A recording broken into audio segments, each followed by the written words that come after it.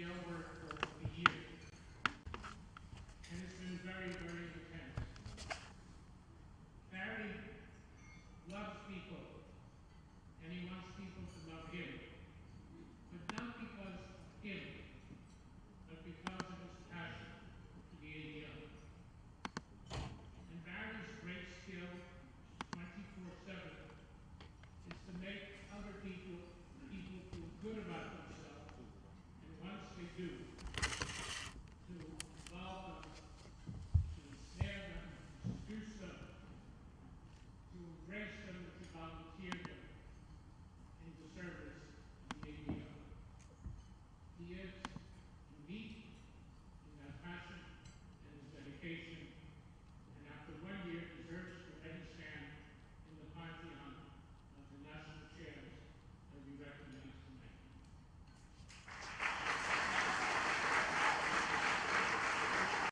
What also made ADL successful over the last 10 decades has been the caliber and professionalism of our dedicated staff, who all could have engaged in all kinds of careers, but have committed themselves to our cause and our mission. I, too, stand on the shoulders of my predecessors as National Director, and I proudly acknowledge their service to our agency: Nathan Perlmutter, Benjamin Epstein, Arnold Foster, Richard Goodstadt, and Leon Lewis. You can applaud.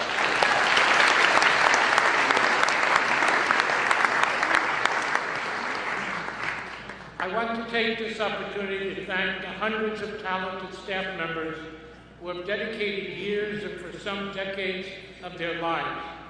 They put in long hours behind the scenes, and they are part of the public face of ADL coast to coast. To those here tonight, and to those who are probably still in their offices around the country working, thank you, thank you, thank you.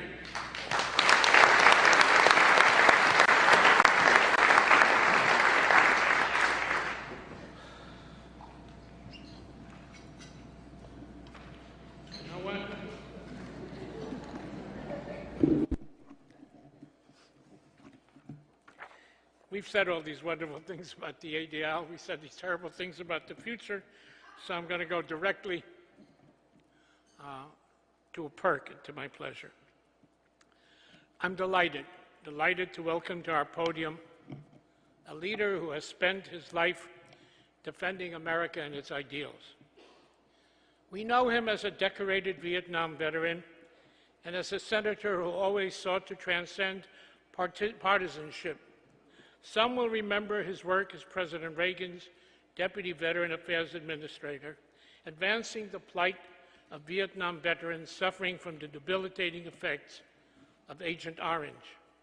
And now, as Secretary of Defense, Chuck Hagel is continuing his lifelong dedication to protecting our country, protecting its citizens, and also upholding dignity of those who put themselves in harm's way for our country. He's implementing policies that make a real difference in the lives of our men and women in uniform, and that set a new standard of equality for the country. Under Secretary Hagel's leadership, the repeal of Don't Ask, Don't Tell policy has been put into force, and gay and lesbian Americans have begun to serve openly, with full honor and with respect. He has made strengthening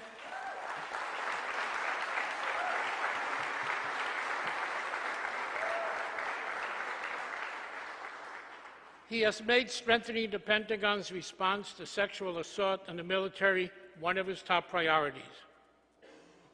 Because of his leadership, the U.S. military can be a place where all qualified Americans who volunteer to stand up and defend our country can serve their nation and reach their highest potential.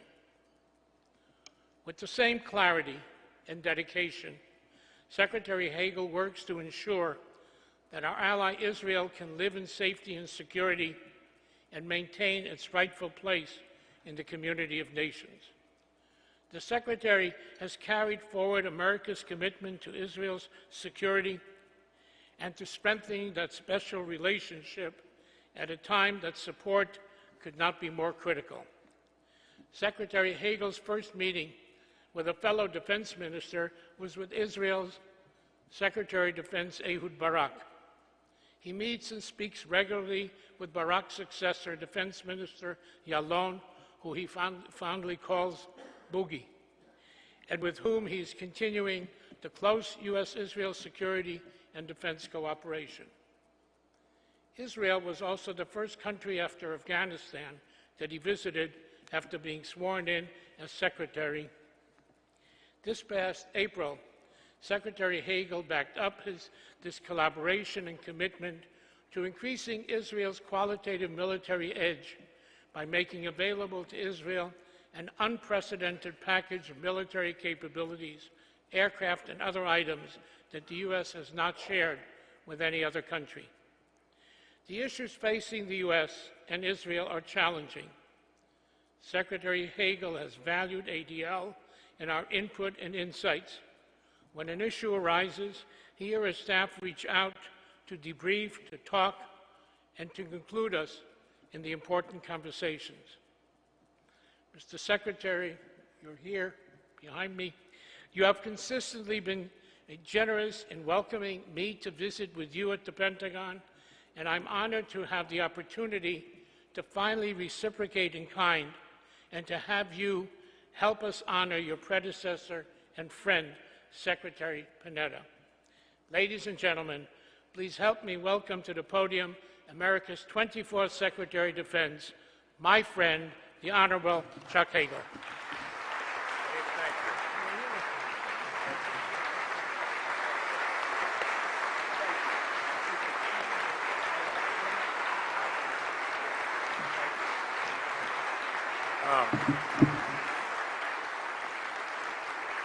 Thank you. Thank you very much. Abe, thank you. I am grateful for an opportunity to spend a special evening with all of you, each of you. It's a privilege. It is a room, as I sat and listened and had an opportunity to renew old acquaintances and make new friends. It is a room full of warmth, of friendship, of love, but of purpose. And I want to thank this institution for what you have done for this country and the world the last 100 years. It is a unique, special, courageous institution in a world that not often is it's about courage, and it's about character, as each individual's life is guided by those two indispensable elements, character and courage. And so I thank you for what you are doing, what you've done, and what you will continue to do, and thank you for also honoring my friend and my predecessor, Leon Panetta. I told, you can clap for Leon again.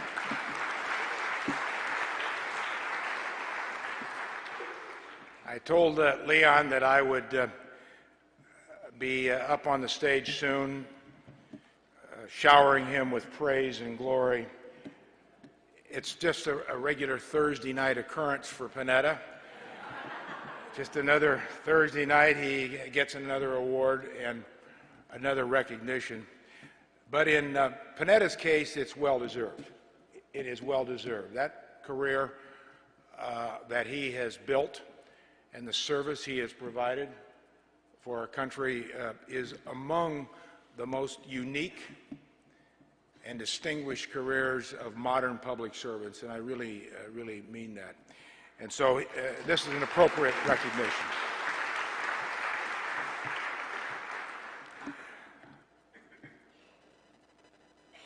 Now, I want to share with you, and I promise Leon and Jane Harmon and other members, former members of Congress, that it is brief. I know for a former senator, you hear that all the time.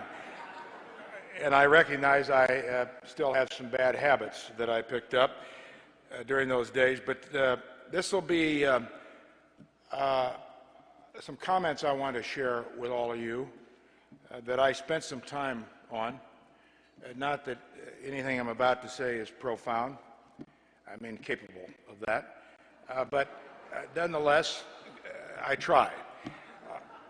But these are comments I do feel, and I strongly believe. And as I begin my comments that I want to share with you tonight, I want to acknowledge so many special people in the room. I know we won't be able to get to everyone tonight, but one in particular who taught me about the ADL, what it was doing, why it was important, and that's Bob Wolfson, who is here tonight.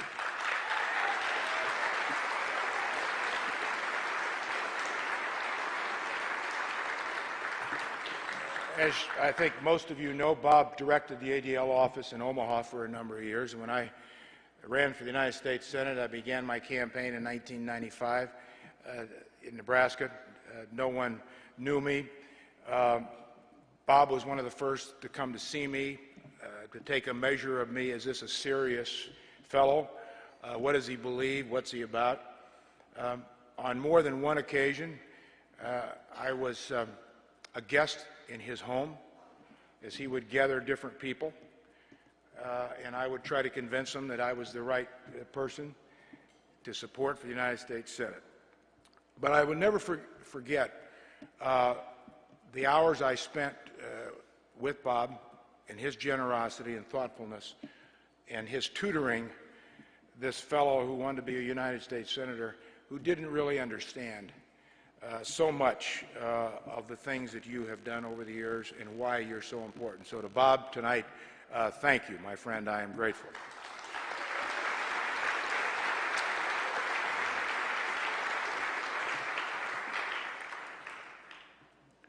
As I have noted, your selection of Leon Panetta is, I think, very appropriate for 100 years as you celebrate what you've done. And I can't think of a more appropriate public servant. Throughout his career, he's embodied the ADL's fight, continued fight, for justice, equality, and security. And the ADL has been about that. Your theme tonight for your 100th anniversary, Imagine a World Without Hate. That theme captures the hope and the possibilities of mankind. That hope and that sense of possibility is overflowing in this room tonight. You know that. But you also understand the realities that will always temper a certain amount of hope. But if we don't have hope, there's not much left. And there is no goal more worthy or more noble than world peace, which you do and you're about. A world of respect and dignity for all people, all mankind, as noted on this stage by other speakers tonight. And although that may seem impossible, we must never, ever quit trying. No organization has done more in pursuing this dream than the ADL. It is who you are, it's your very fiber. Year after year, decade after decade, you have fought against intolerance, prejudice, and injustice all over the world, including in America's armed forces. The Department of Defense is proud, very proud, to have worked with the ADL to make our military more open, more equal, and more just.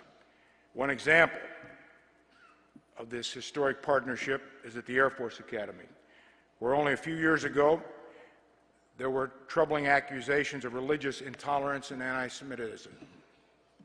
That began to change when the local ADL worked with leaders at the Academy to create a special course on respect for religious freedom, which is now required for all cadets.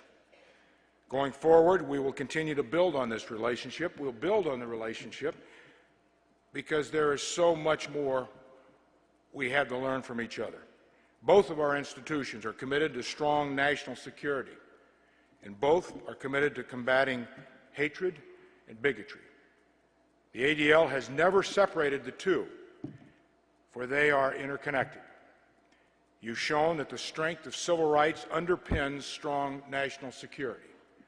This balance has been the essence of Leon Panetta's career.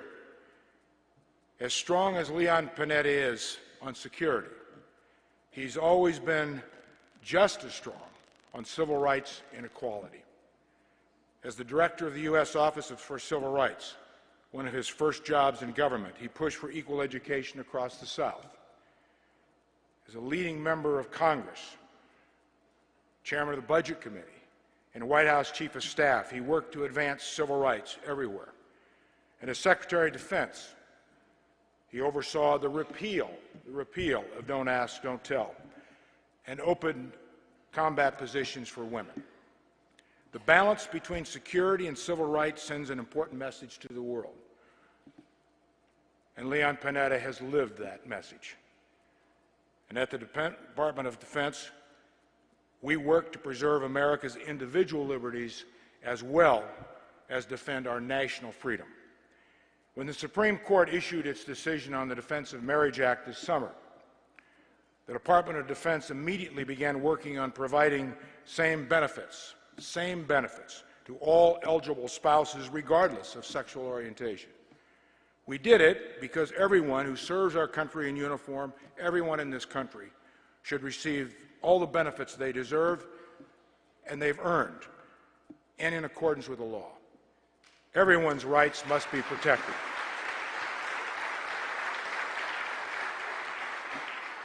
This means that all spouses of service members are entitled to DOD ID cards and the benefits that come with them. But several states today are refusing to issue these ID cards to same-sex spouses at National Guard facilities. Not only does this violate the state's obligations under federal law, but their actions have created hardship and inequality by forcing couples to travel long distances to federal military bases to obtain the ID cards they're entitled to. This is wrong.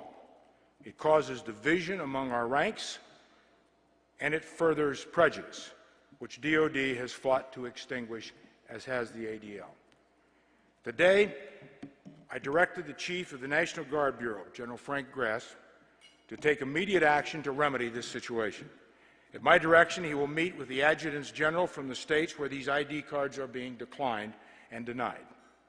The adjutants general will be expected to comply with both lawful direction and DOD policy, in line with the practices of 45 other states and jurisdictions. Whether they are responding to natural disasters here at home, in their states, or fighting in Afghanistan, our National Guardsmen all wear the uniform of the United States of America. They are serving this country. They and their families are entitled to all the benefits and respect accorded to all of our military men and women. Our people are the foundation of a ready and capable force, and that will always be. Leon Panetta knows this very, very well. He knows it as well as anyone in this room, that the core responsibility of any job of authority or accountability is people. This business is about people. Hope, possibilities, peace is about people. The ADL is about people. The United States military is deeply respected by the American people because of the character, the determination, resilience, and courage of our men and women in uniform. These men and women in uniform, as we know, have borne a heavy and constant burden since 9/11, along with their families. And their families often get forgotten in this business. Families should never be forgotten. They are the anchor. They're the substance. They are the soul. They're the core of who each of us are and what we each represent. Yet, as we wind down the second of two of America's longest wars, we continue to face a complicated and volatile and dangerous world. Nowhere is this more apparent than in the Middle East, where the United States and our allies are facing an unprecedented set of complex challenges. For Israel, this shifting landscape has brought new threats and new dynamics. Even as Israel takes important steps toward peace and the two-state solution, these challenges remain on its borders. There are no margins for Israel. Egypt's future remains uncertain. There is a humanitarian crisis in Syria, along with disease and hunger compounding the scourge of sectarian violence and civil war. These challenges demand unprecedented cooperation between the United States and Israel. Israel's self-defense capabilities and its qualitative military edge are central to both Israel and U.S. security interests. The United States has provided important support for Israel's Iron Dome system, which has proven very successful in protecting Israeli citizens. And earlier this year, the United States reached a historic agreement, an agreement to open up even more advanced military capabilities to Israel. One of these capabilities is the V-22 Osprey, a tilt-rotor aircraft that will greatly enhance the range and effectiveness of Israeli special forces. Tonight, I am pleased to announce that we are working with the Israeli government to provide them with 6 new V-22s. I have directed the Marine Corps to make sure that this order is expedited. That means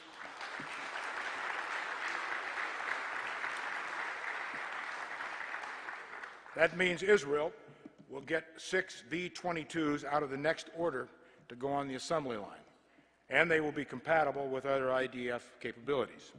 The Israeli and American defense relationship is stronger than ever.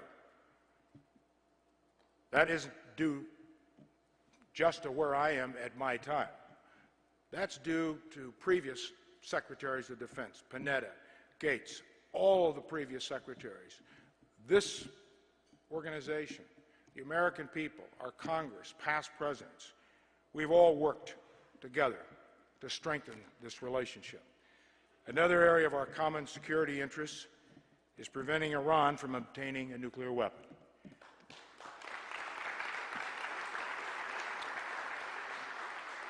The United States is presently testing Iranian intentions for a diplomatic solution. As we engage Iran along with our partners, we are very clear-eyed about the reality in the Middle East. Iran is a state sponsor of terror, responsible for spreading hatred and extremism throughout the region. But foreign policy is not a zero-sum game. If we can find ways to resolve disputes peacefully, we are wise to explore them. Engagement is not appeasement, nor is it containment. We know what those are. We know where they lead, and we will not pursue them. And President Obama has repeatedly made clear that words are not enough. Action must match words. We understand why this is so important to so many people, because we've all been to Yad Vashem. Earlier this year, I had the opportunity to revisit Yad Vashem. I'd been there before, but this time was special for me because I brought my son, Ziller, with me. I wanted him to see the harsh realities of the depths of evil and the beautiful tribute to the victims of the past.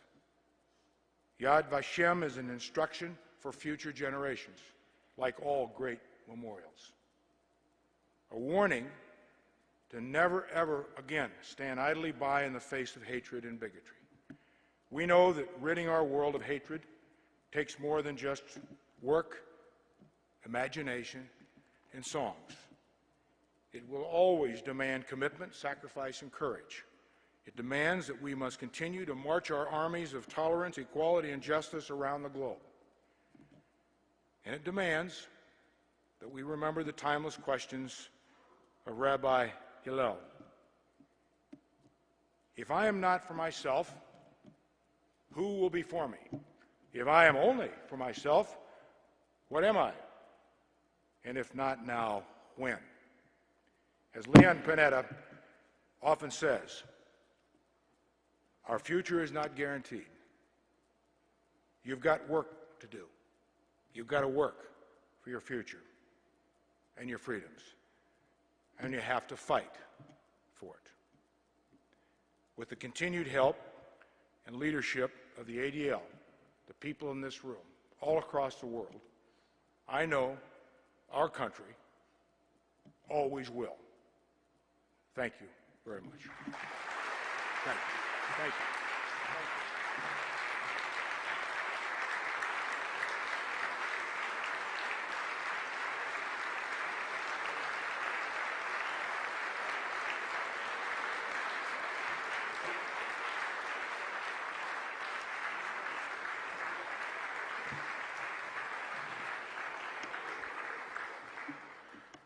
Whoa. Thank you, Mr. Secretary. Our friendship was a little rocky at the beginning.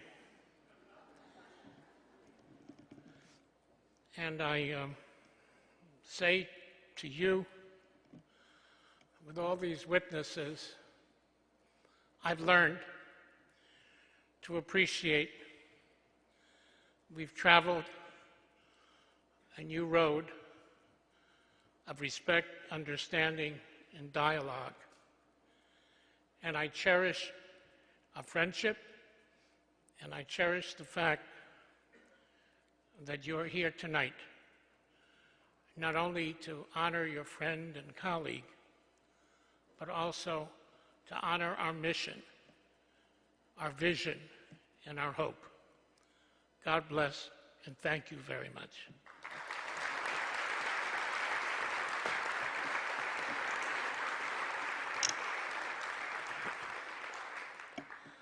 We have in the ADL a special relationship with law enforcement. One of the pieces of paper that I put away reference in detail that special relationship. But most of you in the room know it, know how we feel about law enforcement, their role, responsibilities, sacrifices, and what they mean to a fair and decent and respectful society. And we're honored to have with us tonight many partners from law enforcement and the military. So please stand up so that we can all say thank you for all that you do to keep us safe, to keep our nation safe, and to help us not only imagine, but achieve a world without hate. Where are you?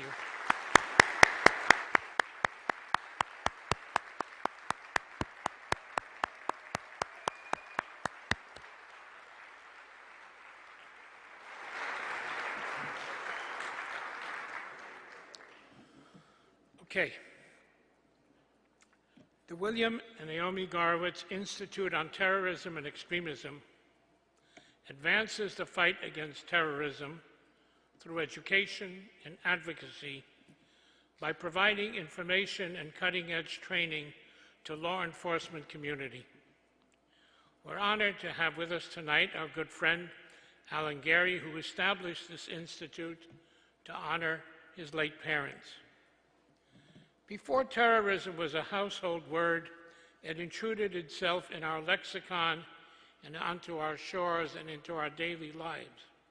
Alan Gary had the foresight to help the ADL provide our expertise on terrorists and extremists to law enforcement so they could do a better job of protecting us. We are very proud that the ADL Garowitz Institute Service Award has been presented to many distinguished law enforcement officials at the FBI, CIA, U.S. Customs Service, amongst other agencies. The list of prior recipients is in your program, and I think you will agree it is an impressive roster of great Americans. Tonight, as you've heard, we honor Leon Panetta, who has given much of his life to public service and has left an indelible mark in the fight against terrorism and extremism. History will probably remember him as the director of the Central Intelligence Agency who launched the successful operation to bring Osama bin Laden to justice. As Secretary of Defense, he kept his commitment to keep America strong while working to end America's involvement in Iraq and transition and exit from Afghanistan.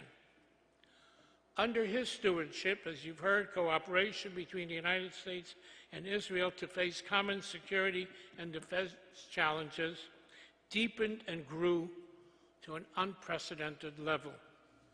Both as CIA Director and Secretary of Defense, Leon Panetta has been there, reaching out to consult with Israel on terrorist threats and to ensure Israel's military superiority and readiness to respond to attack from Gaza and other threats.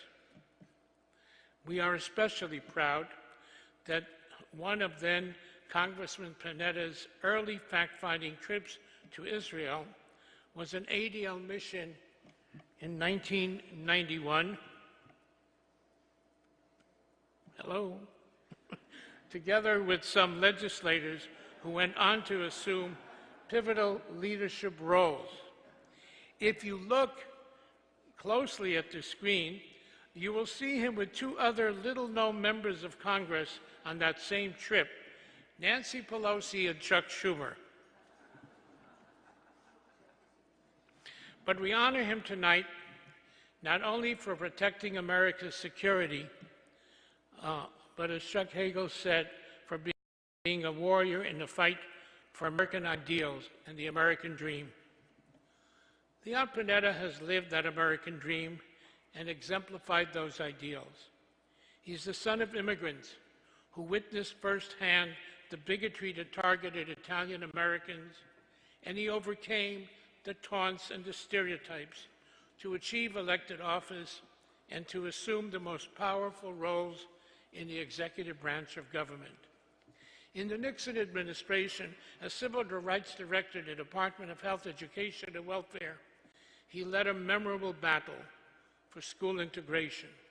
He faced down a government intent on trying to stop busing and simply back off on civil rights enforcement, despite a unanimous Supreme Court decision that schools must be integrated. Leon made a gut-level decision and chose to stand up for what he thought was right, in spite of the risk to his own career. That story did not end well for him. He was forced to resign, but it ended well for progress in school desegregation. Secretary Panetta led the Pentagon's repeal of the harmful Don't Ask, Don't Tell policy, which had barred gays and lesbians from serving openly. He made history by extending military benefits to same-sex couples. One of his final acts before leaving the Pentagon was to rescind the ban on women serving in combat and to allow the best men and women to serve in the frontline battle for American security.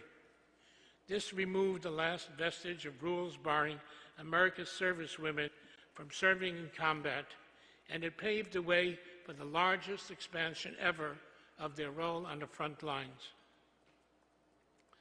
Leon Panetta, who has served Presidents Nixon, Clinton, and Obama, is known as someone who does not bend or yield to cynicism and to pressure to put politics over conscience. He is faithful to his job, to bipartisanship, and to sound governance. He and his wife Sylvia have created the Panetta Institute at Stanford and are now devoted to teaching the next generation that public service is a high calling, that civility and integrity matter in democracy. And as an organization committed to protecting America's securities and highest democratic values, we could think of no better honoree on our centennial, the man who presided over not only the attack and disruption of Al-Qaeda, but who shepherded historic changes to civil rights and opportunities here at home.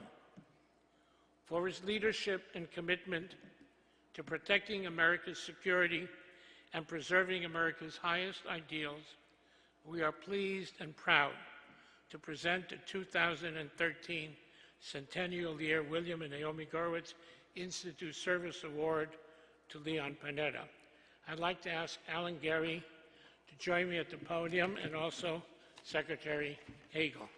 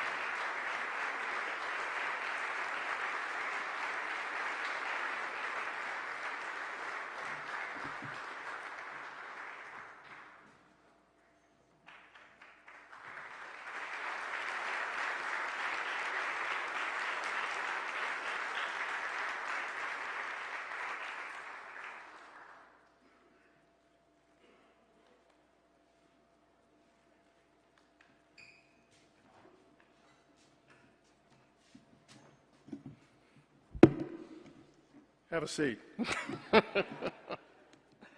Thank you very, very, very much. This is really a great honor, a wonderful honor from a wonderful group on this 100th anniversary. I can't tell you how much I deeply appreciate your honoring me. I want to thank Alan Gary for creating this award in honor of his parents. And I'd also like to thank my buddy Abe Foxman and Stacy Burdett and the staff of ADL.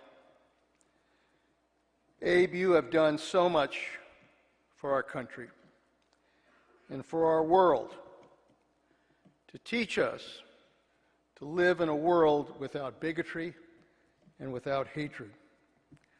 In my book, you are a national treasure, you are an American patriot, and I am honored to be here with you tonight.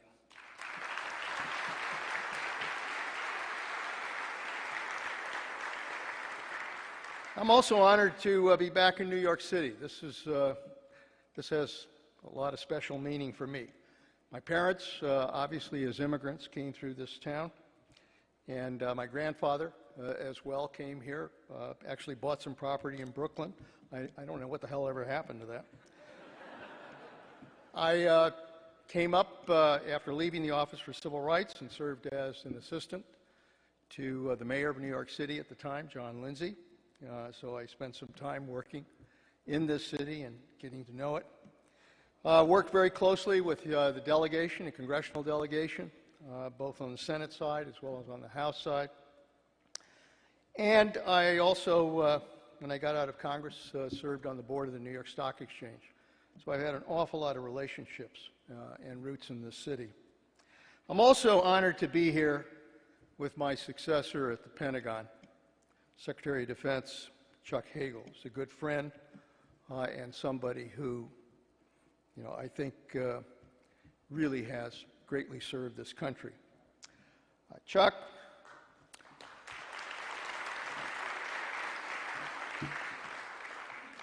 I just want you to know that one thing I've always been proud of is having a good sense of timing when to get the hell out of Washington.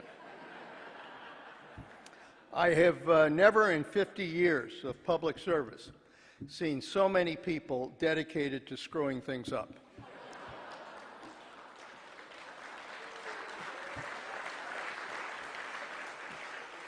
Every time I look at what's happening there, I keep thinking of a story that a good friend in the Congress once told a representative from Massachusetts by the name of Silvio Conti. We were doing a budget summit, one of the first budget summits. It was during the Reagan administration. Democrats, Republicans sitting in a room trying to work out an agreement on the budget. And it was tough. All of the tough issues that we talk about these days were on the table: entitlements, discretionary spending, taxes. And it was not easy, but we stayed there. In those days, the leadership said we had to stay in the room and not leave until we got a deal. So we kept working at it, and every time we were close to a deal, somebody would get up and walk out in disgust. And finally, Silvio said, you know, I'm a little sick and tired of this. He says, this reminds me of the story of the three missionaries, the British, the French, and the Italian missionaries, who were in a very uncivilized part of the world. And they were making their way down this uncivilized river in their little boat, and the boat tipped over, and they managed to make it to shore, only to fall into the hands of a cannibal tribe. And the chief said to them, look, you have a choice. You can either take your own lives or jump in this pot of boiling water. Either way, we're going to use your skins for our canoes. Well, the British missionary, on hearing that, took out his knife and plunged it in his heart and said, God save the Queen. The French missionary took out his knife, slit his wrist, and said, Vive la France. The Italian took out his stiletto and started punching himself in the stomach and chest area, and the chief said, what are you doing? He says, I'm trying to screw up your canoe.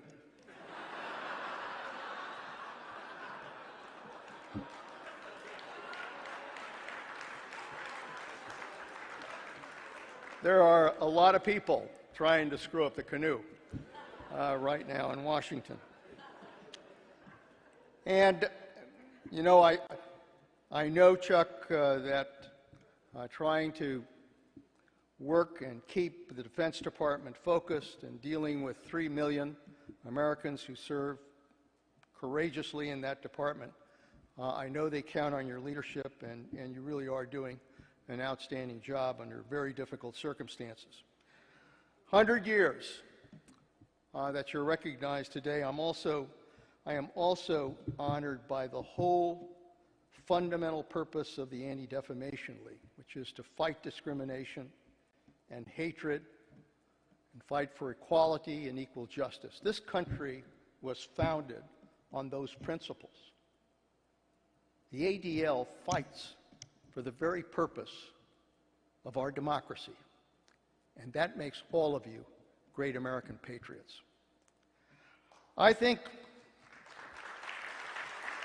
I first learned about the ADL, as that photograph showed, when I was in Congress and had the opportunity to be able to learn about it. I stayed with several members of Congress, those of us who came back to Washington and did not have our families accompany us. We stayed together, and it was, I think it's fair to say, it was Animal House on Capitol Hill. One of those members, as pointed out by that photograph, was Chuck Schumer, who's someone that obviously you all know and who has a tremendous passion for Israel that is deep and infectious and has a great passion for a lot of things. We slept in the bottom of the house in the living room area. He slept on a couch, and I slept in a made-up bed. And every night before we went to sleep, I tried to get him to say a Hail Mary, and he made me say the Shema. We tried to cover all the bases, and we did. And I learned a lot from him. Learned a lot about what the ADL was all about and what it did. And the reason I guess I particularly appreciate the work that you do is because I am the son of immigrants. Most of you are the sons and daughters or grandsons and granddaughters of immigrants. That's a story I know well. My parents came to this country in the early 1930s, and like millions of other immigrants, had very little money, knew very little English, few skills. They came through Ellis Island and managed ultimately to make their way to my hometown of Monterey. I used to ask my father, why did he travel all of that distance? Leaving, obviously there was poverty in the area of Italy that they lived in, but they had the comfort of family. Why would you leave all of that to come to a strange land? And my father said to me, it was because your mother and I believed we could give our children a better life. And that is the American dream. That's what we want for our children, and hopefully our children will want for theirs. But dreams are just dreams. As my father used to say, dreams are just dreams. Unless you're willing to work for it, unless you're willing to sacrifice, unless you're willing to take risks, unless you're willing to fight for what you believe in. Those are the values that my parents had and the values they passed on to me. They were tough. People that, had to make their way in a strange society, but they knew that there was opportunity here. My dad started a restaurant in downtown Monterey during the war years. Tough time. And my earliest recollections were washing glasses in that restaurant because my parents believed that child labor was a requirement. He then, after the war, sold the restaurant and moved out, bought a farm in Carmel Valley, where we actually continue to reside now. Planted a walnut orchard and used to go around with a pole and hook, and my brother and I used to be underneath collecting the walnuts. When I got elected to Congress, my father said I'd been well trained to go to Washington because I'd been dodging nuts all my life. The values of my parents, those values of hard work and sacrifice and commitment and dedication and fighting for what you want to achieve, those are the values, frankly, that made America great. And it is those who are willing to respond to the trumpet, to the call to service, that helps preserve our democracy for the future. This dinner, in many ways, honors people who have answered the basic call to public service. You've been asked to serve your community with your philanthropy, and more importantly, with your time, with your commitment, and with your energy. Tonight, as I accept this award, I would like to share it with all of those that have served with me in my different capacities, because it is their service and their commitment that made whatever I was able to achieve happen. My own personal commitment to public service was from my parents, who said I and my brother owed something back to this country for what this country had given them. 2 years in the Army, learning about what it meant to work together for a common mission, learning what it meant to be willing to sacrifice in order to accomplish a difficult mission. And a young president who said, ask not what your country can do for you, but what you can do for this country. That's what inspired me to get involved in public service. And that was the reason I went back to Washington as a young legislative assistant. And ultimately, the reason I headed up the U.S. Office for Civil Rights, and it was tough. Desegregating schools in the South during that time was not easy. But the people in the Office for Civil Rights were dedicated to accomplishing the task of giving kids an equal education. At the time, President Nixon, as you know, pursued the Southern strategy and made a deal with Strom Thurmond that they were going to back off of strong civil rights enforcement. And I had to make a basic decision at that time. Do I uphold the law and back off of my principles? Do I fight for what I believe in, or do I sacrifice my job? I lost my job, but I have never regretted the decision of standing for what you believe in.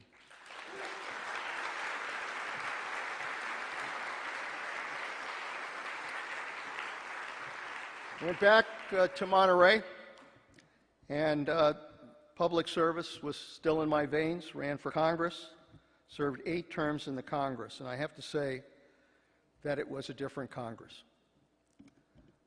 Speaker Tip O'Neill, Bob Michel, people that we just honored the other day, Tom Foley, who was a speaker and majority leader.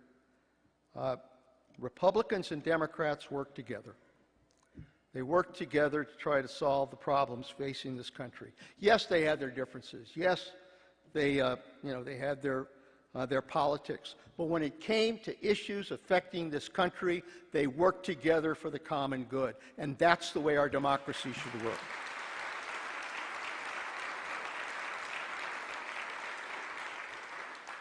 President Clinton asked me then to take over the Office of Management and Budget. And the good people there helped work with me and the President to develop the Clinton Economic Plan. And as a result of that, and as a result of the work that was done on budget summits and budget agreements, we ultimately balanced the federal budget. Remember that? We balanced the federal budget. And it was done because people were willing to work together to be able to accomplish that.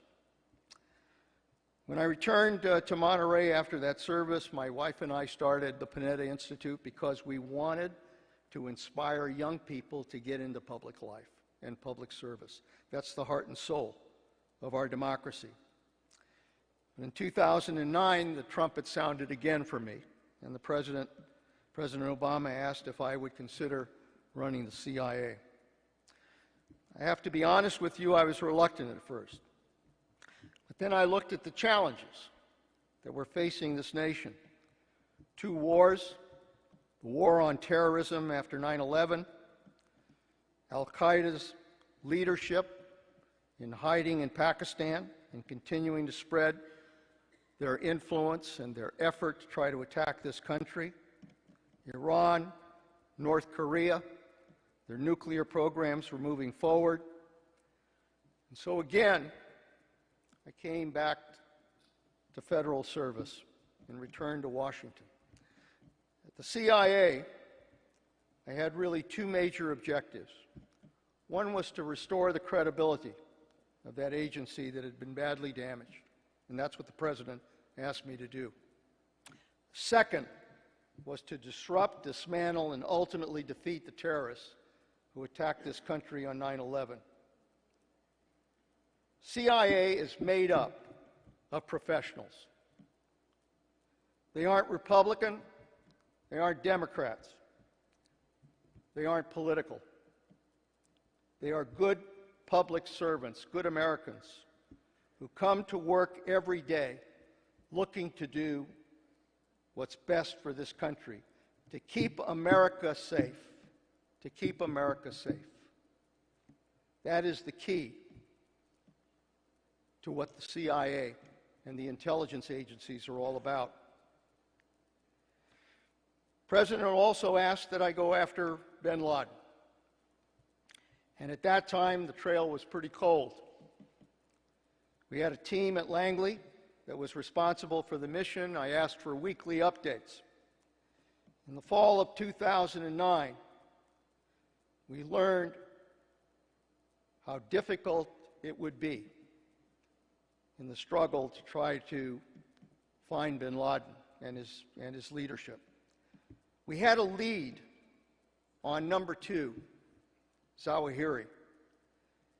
We had an asset that we were going to meet at a place called Host along the Afghanistan-Pakistan border. We were going to meet with him. He was a doctor who said he could lead us to Zawahiri. On December 30th, that asset arrived at the base. And just after getting out the car, within 30 feet of our officers, the asset detonated an explosive vest with ball bearings that tore through the compound and through the agents that were there. He was a double agent and had lured our officers into a deadly trap. 7 CIA officers were killed. I met the caskets when they arrived at Dover Air Base. It was a bitterly cold January day, and we stood at attention as the 7 flag-draped coffins were loaded off of a C-17. Those are the kind of people that gave their lives in order to protect this country. And it gave us the inspiration to do everything we could to go after bin Laden. Finally, we got the break that we wanted. The team followed a group of couriers. We found this compound in Abbottabad, a compound that was 8 times larger than anything else in the area, 12-foot high walls, a 7-foot wall on the 3rd floor balcony. Residents who never left, had no telephone, conducted themselves in highly secure ways. A mysterious family living on the 3rd floor. After a great deal of surveillance, we came to the conclusion that there was a strong possibility that bin Laden was there. And I can remember when the president went around the room and asked whether or not we ought to conduct that operation.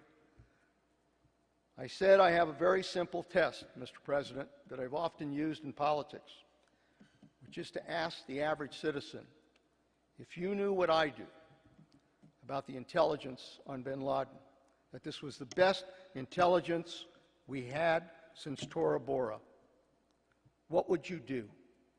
I think the average American would want us to conduct that operation. And the president, to his credit, said we should. And the mission was a go. And 24 of our best and brightest went into harm's way, 150 miles at night into Pakistan, and conducted that operation with great skill and great determination. And they sent a message to the world that nobody attacks the United States of America and gets away with it.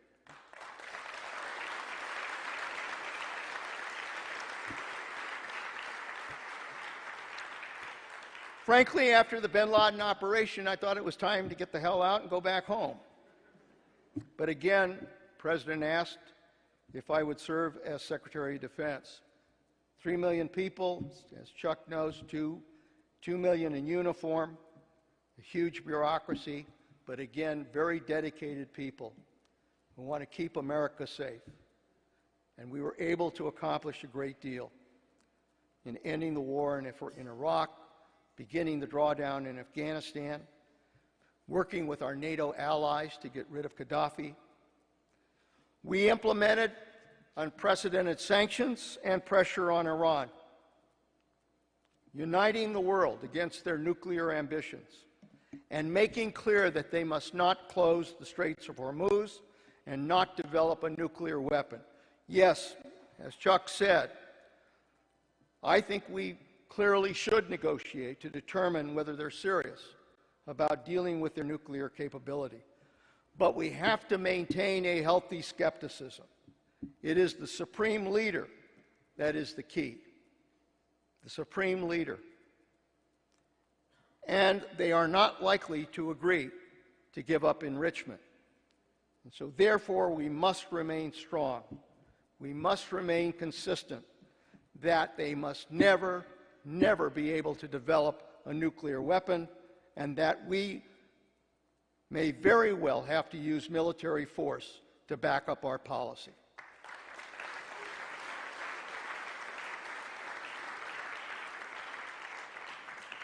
And we worked together to make sure that everyone would have the opportunity to serve in our military.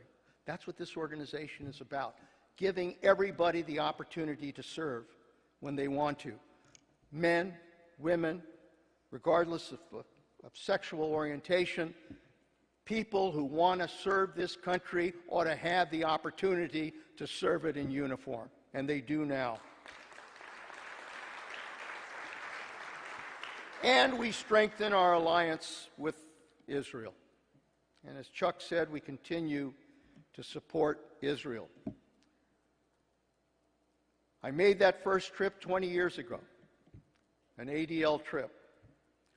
1991, when hundreds of thousands of Jews from the Soviet Union were making Aliyah and fulfilling a dream to live in a free and more prosperous life in their historic homeland. As Director of the CIA and Secretary of Defense, I believe deeply in our obligation to maintain close ties with Israel so that we could confront our common enemies together, working closely with Mayor Dagan at Mossad and Ehud Barak and others. And over the course of time, we did everything we could to ensure that Israel would have the wherewithal to be able to provide for its security. We have no better friend, no better ally in the world than Israel.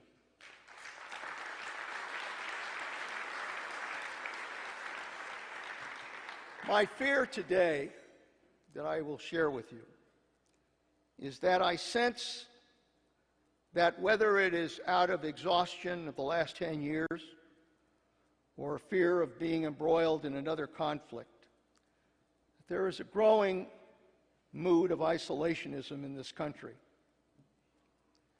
And the fact is that this remains a very dangerous world. We're fighting a war. We continue to confront terrorism. Yes, we've gone after al-Qaeda's core leadership, but there are now al-Qaeda nodes in Yemen, in Somalia, in Syria, in Mali, throughout North Africa. We continue to have a threat from North Korea as they test ICBM capabilities and nuclear weapons. We have instability and fragility across the Middle East. We have rising powers like China, who pose unique challenges, old powers like Russia that continue to challenge our policies. We are witnessing a whole new battlefront in warfare called cyber, and I do believe that cyber could very well be the Pearl Harbor of the future, so we need to protect ourselves from that as well. And all of this happens at a time when we are imperiled by the gridlock in Washington. This is a time when we must maintain our military strength and our role in the world as a world leader. We cannot retreat from the responsibilities the United States has in the world of today.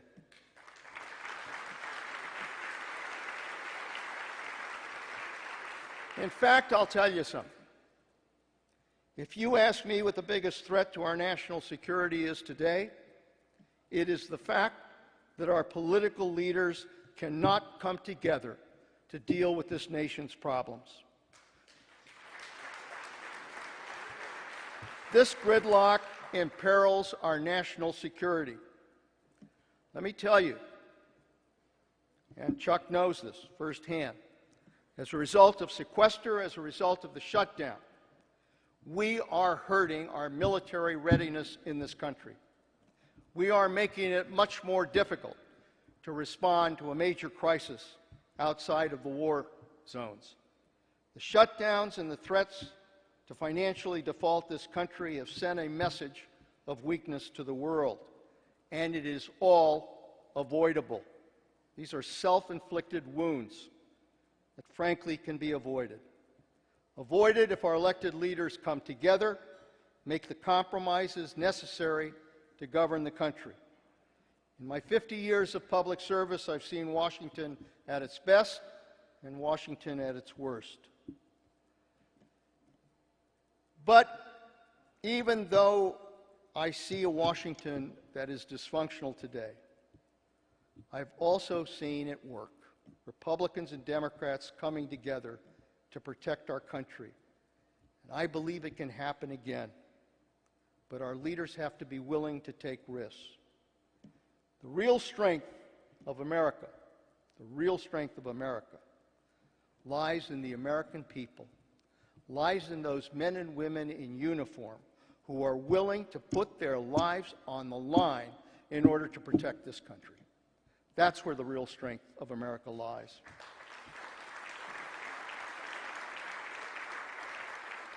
Let me end by telling you the story of one family that took the risk that I just talked about. In January of 2012, in Balan province, Afghanistan, 3rd Battalion, 1st Special Forces.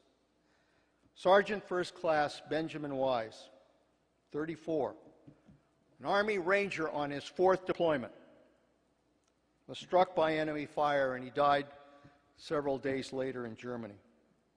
He left behind a wife and 2 sons and a daughter. As was my practice, and it's one of the toughest things we do as Secretary of Defense, is to write a handwritten note to the parents of those who've lost loved ones.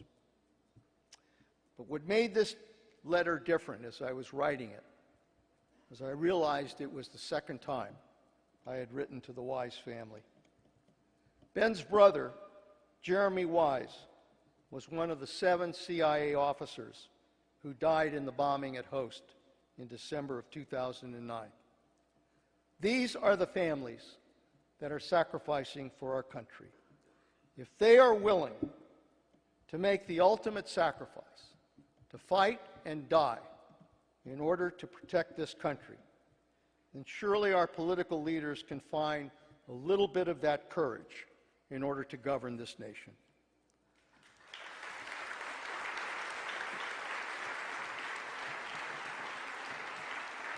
A few months after I visited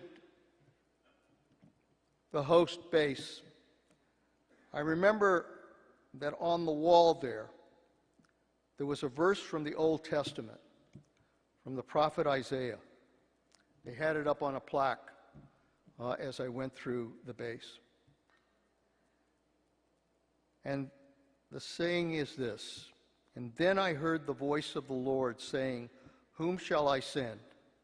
And who will go for us?' And then I said, 'Here I am, send me.'" In Hebrew, as you know, it's hineni, send me. That is the call of the trumpet. That is the call to service. It is the call, the timeless call, to serve and to sacrifice. And it binds us in a very sacred mission. The ADL has led that mission. And I want to thank you from the bottom of my heart, not just for this award, but for what you do in fighting discrimination, so that an immigrant kid from Monterey could grow up to live the American dream, be Secretary of Defense of the greatest country the world has ever known. Thank you all for what you have done for America and for the world these past 100 years. God bless this country, and God bless all of you.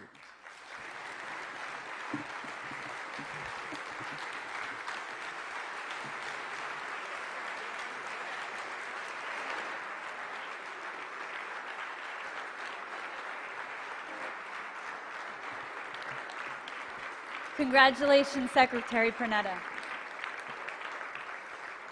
Now, to conclude our evening, a special treat for you. We know how hard it is to go viral. The ADL did it this year. Now, another group that I fell in love with on YouTube years ago. Ladies and gentlemen, the Maccabees.